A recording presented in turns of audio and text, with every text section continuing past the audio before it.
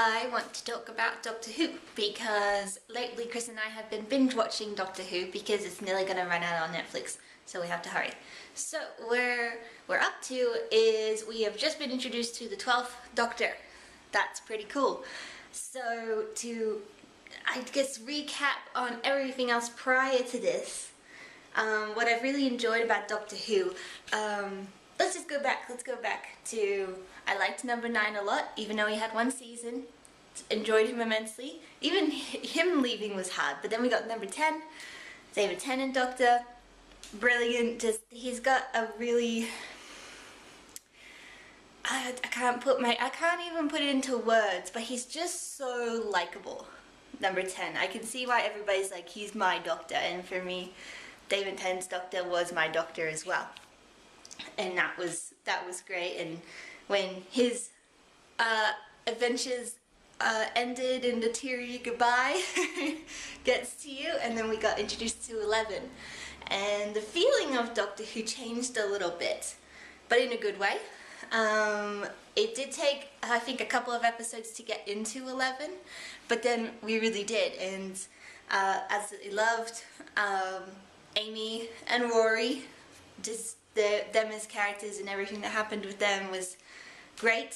Lots of feels, so much feels. You really root for them. I love that they wrote a couple that was essentially mostly a couple throughout the whole story, and it worked really well. Because I've seen it in shows where they more take the route of pairing two characters together, and you're more waiting for them to get together.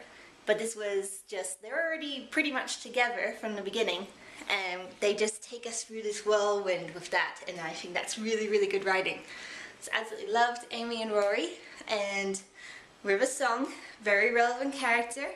Unfortunately, both Chris and I knew the big spoiler of who River Song was, so we both agreed that it did take a little bit of fun away from us. Like, it was kind of cool watching the relevant scenes with the big spoiler, because we already knew what it was, but we were like, oh, this would have been so cool if we didn't know.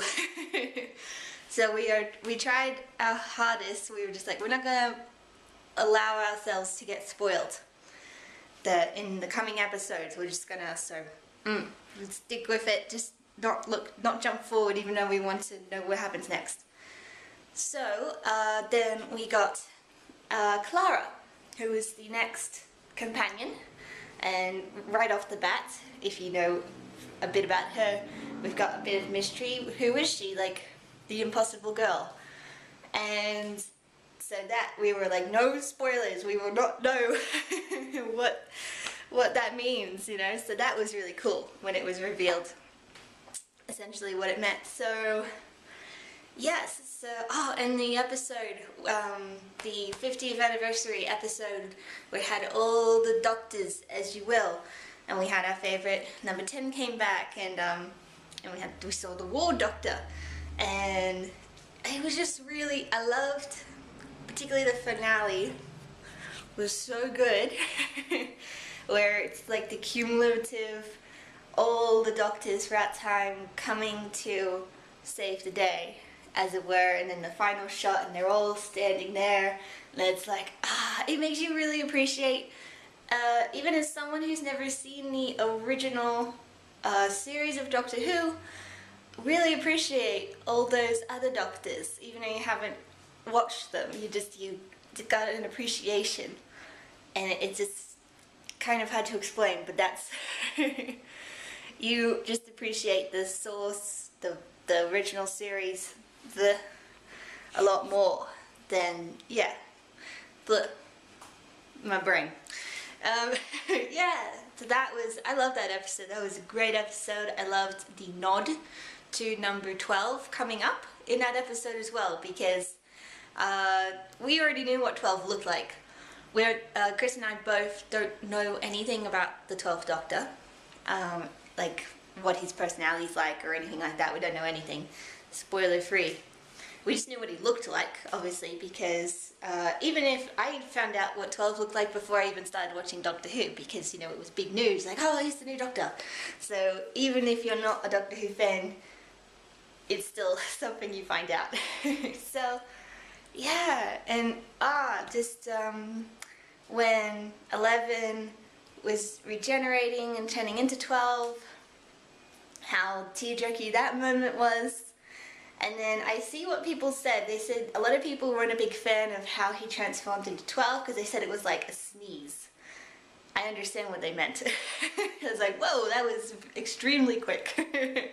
Here he is. And I don't know how I felt about it. I think that probably the writers maybe just wanted to do something different than the usual, like, golden blaring, you know, like big dramaticness of it, and just wanted to try something different.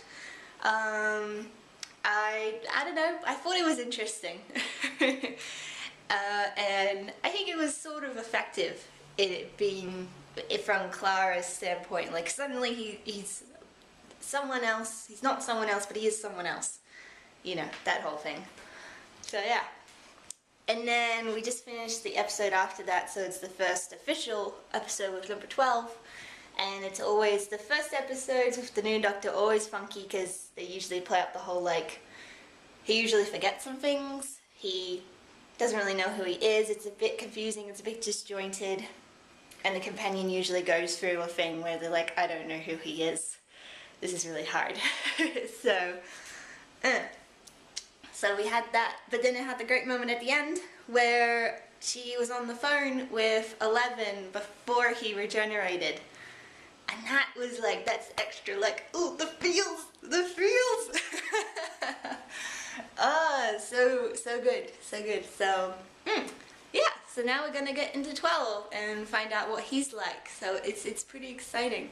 I also liked in the episode, he was sort of talking about like his face and stuff, and it made it sound like how he was wording it, that he kind of felt like he knew this face or he didn't know this face, and I felt that might have been a reference to the fact that the actor who plays number 12 also played, I can't remember the character's name, but he was in a past episode where he was like I think a Roman or a Greek, a father, like the man of the household, and so now this actor's back, and I had heard something online that I think it was a reference to the show, or maybe it was just something that maybe one of the writers or something said, that whenever the Doctor regenerates, he sort of subconsciously picks a face that he's seen before.